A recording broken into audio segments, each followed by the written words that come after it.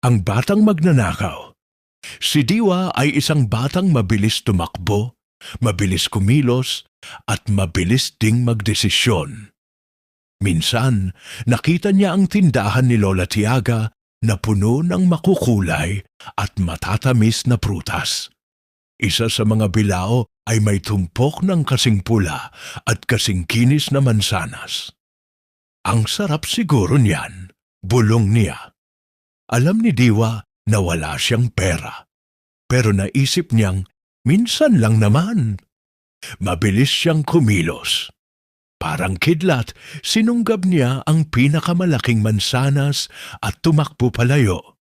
Hindi niya nakita si Lola Tiaga na nagdidilig ng halaman sa likuran, ngunit alam niyang mali ang ginawa niya.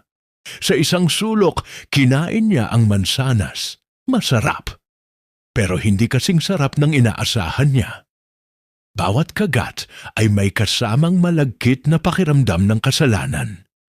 Kinabukasan, dumaan ulit si Diwa sa tindahan.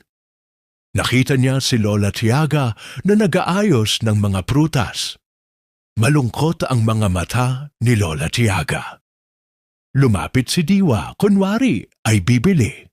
Lola, bakit po parang malungkot kayo? Tanong niya habang ang puso niya ay parang tambol. Wala na kasi akong mansanas, apo, sagot ni Lola Tiaga. Yung dapat ibebenta ko sana kahapon, biglang nawala.